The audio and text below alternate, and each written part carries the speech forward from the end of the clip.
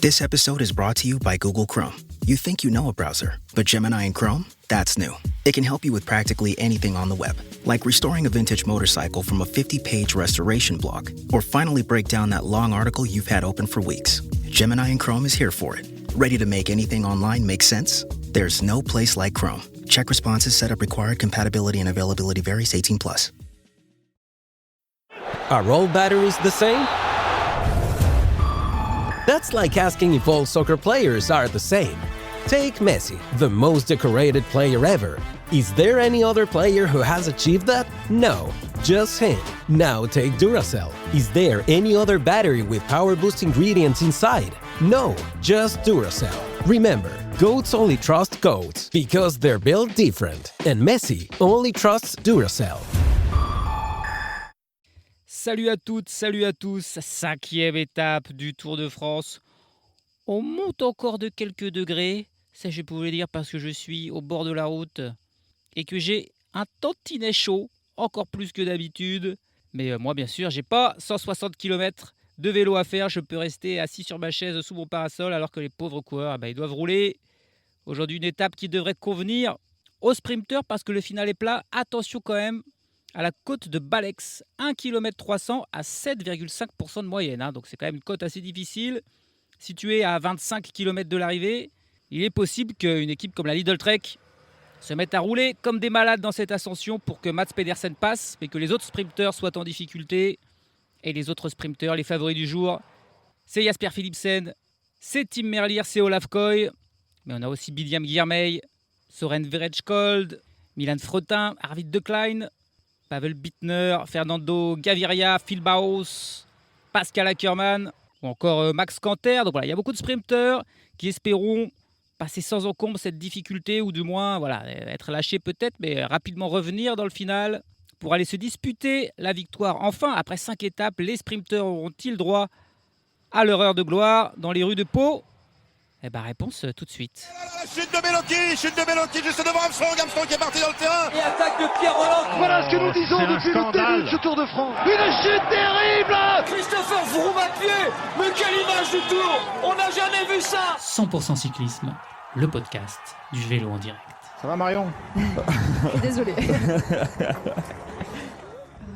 Allez, on va arriver au kilomètre 0 et on va voir s'il y a une échappée ou non.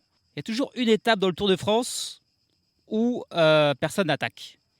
Et il est vrai que cette étape qui a priori va se finir au sprint sous une chaleur écrasante après quelques journées difficiles, elle a une belle allure d'étape où personne n'y va, sauf que là c'est le kilomètre 0 et il y a un coureur qui attaque. Et c'est un coureur de la Lotto. Et dites-moi que c'est lui.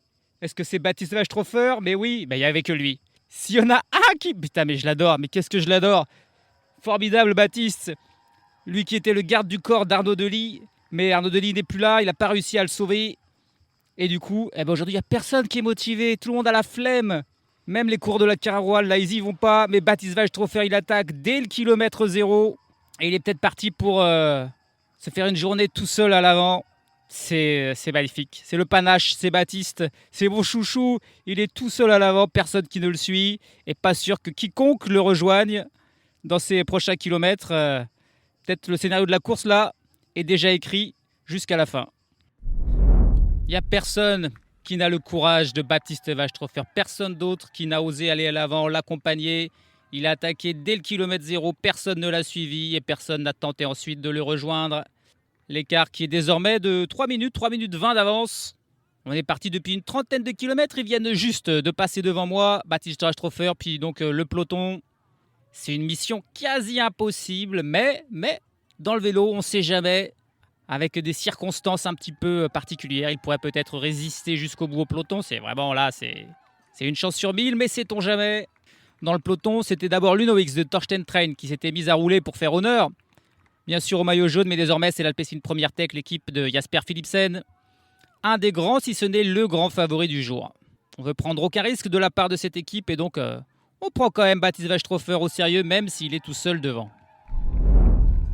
93 km de l'arrivée, Baptiste Wachtshofer, le magnifique, seul en tête, 3 minutes et 20 secondes d'avance sur le peloton, mené par Sylvain Dillier.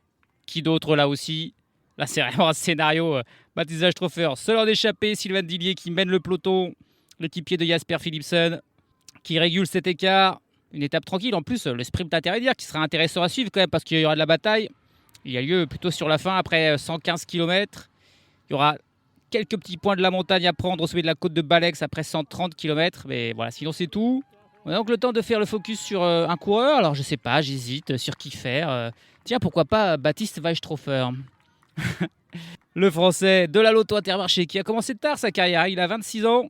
Mais en vrai, il est devenu pro l'an dernier du côté de la Lotto. Auparavant, c'était un coureur de triathlon qui a rejoint un club de vélo en 2022, le club amateur du VCPI de Loudéac. Et puis finalement, il a rejoint la G2R Citroën, l'équipe de développement pendant 1 an et demi avant donc de signer du côté de la Lotto. Son petit surnom, c'est le sanglier de Fouesnant, sa ville natale en Bretagne. Ouais, ça traduit bien le caractère du bonhomme qui compte une victoire. Hein. Dans sa carrière, il a remporté cette année une échappée en solitaire qui est allée au bout sur le Tour d'Oman, la 2e étape. Lui qui participe à son premier grand tour sur ce Tour de France. Il n'a jamais fait le Giro, jamais fait la Vuelta. Et jusqu'à présent, il n'avait jamais fait le Tour de France. Donc tu m'étonnes qu'il est motivé. Même des étapes comme ça, même des missions suicides, il y va. Je pense qu'il aurait aimé avoir au moins 1 ou 2 collègues avec lui. Mais ça ne sera pas le cas. On l'a vu par contre sur des monuments déjà. Il a fait une fois Paris-Roubaix, une fois Milan-San Remo. Et une fois Liège-Bastogne-Liège. Il l'a à chaque fois fini, mais bien sûr bien loin des premières places. Par contre, il était souvent en échappée dans ces monuments. Et puis, depuis le début de la saison, c'est tout simplement le coureur parmi tous les coureurs professionnels, pas seulement ceux qui sont sur le Tour de France, mais parmi tous les coureurs qui ont passé le plus de temps dans une échappée. On est à plus de 1500 km, je crois bien, passé en échappée pour Baptiste Weishofer, qui va augmenter encore son total aujourd'hui, puisqu'il est seul à l'avant. Et au moins, voilà, toutes les télés du monde entier vont apprendre à découvrir qui est ce Baptiste Weishofer. Allez, assez logiquement, Baptiste Weishofer qui passe en tête du sprint intermédiaire et qui prend 25 points. Mais l'intérêt, c'est bien sûr derrière, parce que là, ça va se battre pour les 20 points qu'il y aura à prendre pour le second. Et puis, ce sont les 15 premiers qui marchent des points. Donc voilà, tous les sprinteurs qui voudront le faire vont marquer des points. On a vu que sur ces sprints intermédiaires, c'était toujours William Girmay le meilleur. Est-ce que ce sera encore le cas sur celui-ci? Mats Pedersen qui va le faire, ça c'est certain. Jasper Philipsen aussi très certainement. Anthony Turgis, il aime bien les faire aussi toujours. C'est un petit peu son petit délire à Turgis, les sprints intermédiaires, tenter de gagner le maillot vert un petit peu comme ça. Tiens, on a l'Astana de Max Canter qui est parti aussi pour tenter de le faire. Ce sont même eux qui prennent la tête là, à 500 mètres du sprint. Peut-être aussi une manière de travailler son train. Max Canter, là, et les 3 coureurs d'Astana qui sont aux 3 premières places. Ils ont pris un petit peu d'avance et du coup, Canter, il va gagner très facilement. Derrière, c'est Mats Pedersen qui doit se débattre pour doubler les équipiers de Max Canter qui va passer en 2e place devant William Girmay, Jasper Philipsen en 4e position. Ouais, l'Astana, ils ont parfaitement joué le crew et ils ont permis à Max Canter de prendre les 20 points. Ça fait de la confiance pour le sprint final. On sent que bien sûr, ils ne se sont pas livrés comme un sprint à l'arrivée. Ils se sont chauffés les jambes, il leur reste 43 km encore à l'arrivée. Et un homme, Baptiste Weishofer, à aller chercher. Attention aussi, il y aura des petits reliefs là. Il faudra être bien placé pour les sprinteurs dans ceux-ci pour être sûr de ne pas être distancé. On y est dans cette côte de Balex. Baptiste Weishofer est toujours en tête avec 50 secondes d'avance. Il devrait passer en tête, prendre les 2 points qu'il y a à prendre. Il restera un petit point dans le peloton. Est-ce qu'on aura une petite bataille là, entre Alex Baudin et Alex Molenaar? Il y a 2 points d'écart entre les 2 coureurs là, dans ce classement du meilleur grimpeur. Et les derniers mètres qui sont à 10% de moyenne quand même. Hein. C'est vraiment une côte difficile. Et il y a du beau monde, bien sûr, qui encourage Baptiste Weishofer. Ça y est, tout le monde est fan comme moi de lui, c'est beau. Il va arriver maintenant au sommet. Et il n'aura pas perdu trop de temps dans cette ascension. Toujours 50 secondes d'avance. Les équipes de sprinteurs qui, bien sûr, ne sont pas montées non plus à fond parce qu'on ne voulait pas mettre son sprinter en difficulté. Mais on va voir là. Ouais, il y a la lutte entre Alex Molenaar et Alex Baudin. Et attention parce que Molenaar, on l'a vu qu'il avait vraiment un bon punch. Pour l'instant, Alex Baudin est mené par un de ses équipiers. C'est parti pour Alex Baudin qui lance. Et il va résister à Alex Molenaar pour passer en tête. Molenaar qui s'est même fait bloquer ensuite par un des équipiers de Baudin. Et tiens, et un mouvement de course avec Fred Wright. Il contre au sommet là. Il a suivi ce mouvement. Le coureur de la Pinarello Q36.5 suivi par Valentin Paré-Peintre qui est plus là dans un rôle de saboteur. L'équipier de Tim Merlier. Alors qu'on voit là Arvid de Klein, un des rares coureurs à être distancé dans cette ascension. Il a peut-être une vingtaine de secondes de retard sur le peloton. Il lui reste 25 km s'il veut rentrer dans ce peloton pour participer au sprint. Et puis on a Casper Asgreen qui a suivi le mouvement de Fred White. Et donc un petit trio, Fred White, Casper Asgreen et Valentin Paré-Peintre qui sont sortis du peloton et qui vont peut-être revenir sur Baptiste Weisstroffer, relancer un peu la course. Imagine buying your kid a toy only to find the batteries aren't included. Or buying furniture, but missing the tools to build it. Frustrating, right? Now imagine the exact same feeling, but you're paying way more. That is what buying business software usually feels like. Fragmented, disconnected, and incredibly expensive. Odoo completely changes that. Odoo is a complete, fully integrated business suite where all your apps actually talk to each other. We're talking automated lead routing for your sales team, seamless AI integration, and intuitive point-and-click website builder. It's everything your business needs to scale, saving you time, headaches, and money. Stop piecing your software together. Go to odoo.com. That's odoo.com to learn more. Hey, it's Bill from the Bill Simmons podcast. FIFA World Cup 26 fans, listen up. As the official beer sponsor of the FIFA World Cup 26, Michelob Ultra is giving away $1 million worth of FIFA World Cup 26 tickets and prizes. Enter now at MichelobUltra.com/superior access/FIFA World Cup 26. Michelob Ultra FIFA World Cup 26 superior access. No purchase necessary. Open U.S. residents 21 plus begins on December 1st, 2025. Ends on July 31st, 2026. Multiple entry periods. Visit www.MichelobUltra.com/superior access/FIFA World Cup 26 for free entry deadlines, prizes, and details. Et Baptiste Weisstroffer qui est repris malheureusement à 14 km de l'arrivée. Mais pas de souci. Il va retenter sa chance. Il va réessayer dans ce Tour de France et peut-être qu'il pourra enfin aller chercher une étape sur le Tour de France. Mais bon, ça serait un exploit incommensurable. Aujourd'hui, c'était vraiment impossible. Il est repris.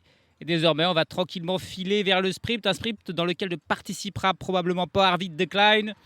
Il a réussi à rentrer sur le peloton, mais là, il était de nouveau lâché, signe que ça ne va pas du tout pour le sprinter de la Tudor. Ça va être du coup peut-être Matteo Trentin qui fera le sprint dans cette équipe. Allez, attention, la première chute là, et qui a eu lieu juste avant la zone des 5 km en plus. Donc il y aura des temps qui vont être perdus pour ces coureurs. On a notamment un coureur de la Cara Rural qui est le plus lourdement touché. Aurélien Paré-Peintre, Jasper Stuyven, Victor Kampenhardt. Et beaucoup de coureurs pour la Soudal Quick-Step, mais pas Tim Merlier qui lui est passé. Et oui, voilà, le premier sprint, c'est toujours dangereux, le premier sprint d'un grand tour. Tellement de coureurs qui sont là, tellement de coureurs motivés, tellement de coureurs frais que c'est chaud. Et là, c'était dans un virage, un terre-plat central qui n'a pas été bien vu. Et une chute qui a pris au moins 10 coureurs dedans. Et là, on revoit le coureur de la Cara Rural qui se relève enfin. Bah, c'est Alex Molenaar, coureur qu'on a beaucoup vu. Malheureusement, là, ouais, il est bien brûlé, mais il va pouvoir repartir. Allez, à l'avant, toutes les équipes qui se mettent en place pour le sprint. Et le maillot jaune aussi. Le maillot jaune aussi a été pris dans cette chute. Alors, il est rapidement reparti. Mais attention, il est pointé à 20 secondes derrière et il a chuté juste avant la ligne des 5 km. Sachant qu'il n'a que 28 secondes d'avance sur Sean Quinn. Il pourrait perdre son maillot jaune. Alors là, ça serait terrible sur cette étape de plat toute bête. Perdre son maillot jaune sur une chute juste avant le final. C'est dur pour Thorsten Trein. Il faut qu'il s'accroche. Son équipe de l'UNOX, en plus, elle n'est pas là pour travailler pour lui parce qu'ils sont tous devant à travailler pour amener Soren Verhulst au sprint. On a la Cofidis aussi de Milan Fretin qui est bien placée. La NSN de Bidiam Guirmeil. Dorian Godon est là avec un équipier. C'est très très tendu. On voit 4 coureurs de l'Alpecin Première Tech pour Jasper Philipsen. Attention, la Cofidis a pris large. Une chute pour un coureur de la Cofidis. Mais c'est pas Milan Fretin. Un Cofidis là qui a pris un virage trop large et... il a choisi de tomber parce que sinon, il faisait tomber son équipier en serrant la route. Qu'est-ce que c'est tendu, 2 km de la ligne. Et c'est encore et toujours l'UNOX qui mène. Il pourrait y en avoir encore des chutes. Et il y a des cassures. On annonce Paul Sexas à 10 secondes. Mathieu Van Der Poel non plus n'est pas aux avant-postes pour aider Jasper Philipsen. Et la chute, elle a eu lieu plutôt en haut de peloton parce qu'il y a quand même pas mal de coureurs piégés. Donc, tiens, Olaf Koy pour la Decathlon CBSGM. On ne l'avait pas trop vu. Il apparaît maintenant là, à 1,2 km de la ligne avec Kesbol... juste devant lui. Bon, ça se bat avec les coureurs de la NSN. Et l'Astana de Max Kanter, tiens, qui est aussi bien représenté avec 4 coureurs plutôt aux avant-postes. Au moment où on passe la flamme rouge. Voilà, il n'y a pas du tout de train. Il y a vraiment une longue ligne de coureurs, mais toutes les équipes sont mélangées les unes aux autres. Là, c'est un coureur de l'Alpecin qui baigne, mais Jasper Philipsen n'est pas du tout dans sa roue. Du coup, il se relève.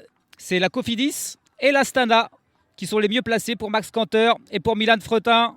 Et en 4e position, Max Canter avec 2 équipiers devant lui. C'est vraiment pas mal. Oh, il n'y a qu'un petit groupe d'une vingtaine de coureurs qui va se disputer la victoire. Encore un équipier pour Max Canter. Olaf Koy et Milan Fretin qui se battent pour la roue de Canter. Oh, et Olaf Koy qui a surpris tout le monde en lançant de très loin. Olaf Koy en tête. Olaf Koy avec Max Canter dans sa roue. Mais Olaf Koy qui ne reverra personne. La victoire facile pour Olaf Koy. Oh, il a fini avec un vélo d'avance sur Max Canter.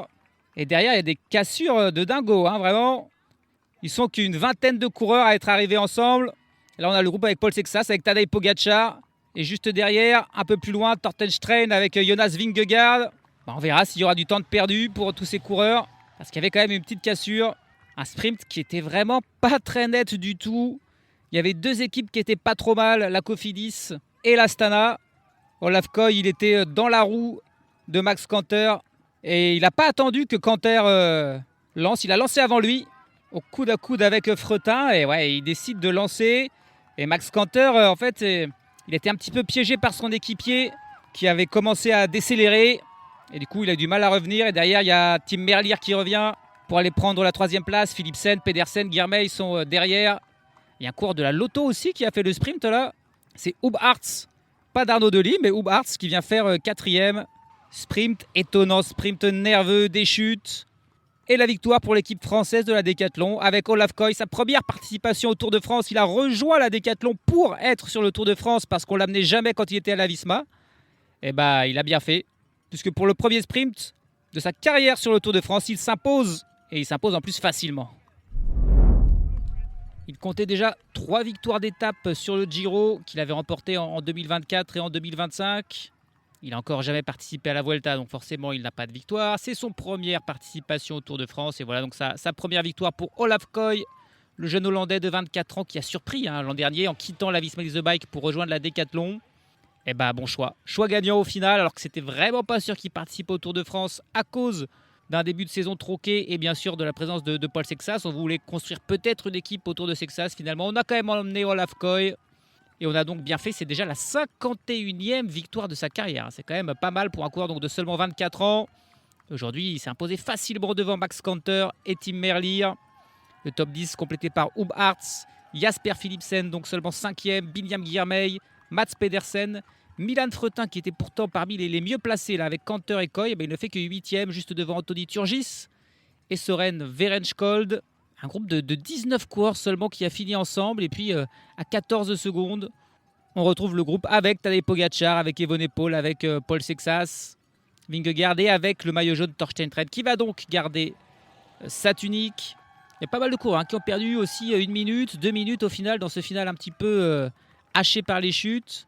Mais aucun prétendant, on va dire, au top 10 du classement général. Et puis le dernier du jour, c'est Arvid de Klein, tout seul dans la Pampa qui termine à 11 minutes et 1 seconde du vainqueur du jour. Il n'aura pas pu participer au sprint malheureusement et ça augure rien de bon pour la suite de son tour à de Klein. Au classement général, donc aucun changement. Torstenstein toujours leader devant Sean Quinn et Matthias Vacek. Pogacar et Vingegaard sont toujours pointés à près de 8 minutes. Au classement par points, Mats Pedersen reste le leader devant Binyam Girmay et Max Canter. Pas de changement non plus au classement de la montagne pour Alex Baudin qui a repris un petit point devant Alex Molenaar et Nicolas Prodhomme. Matthias Vacek, toujours meilleur jeune devant Ramses De Bruyne et Isaac Del Toro. Demain, on peut dire que c'est la première vraie étape de montagne. En tout cas, c'est le premier col hors catégorie avec la montée du Tourmalet. 17 km à 7,3%. Mais l'arrivée ne sera pas au sommet du Tourmalet. On redescendra après celui-ci et puis on fera la montée de Gavarnie-Guedre, beaucoup plus facile. 11 km mais à seulement 4% de moyenne.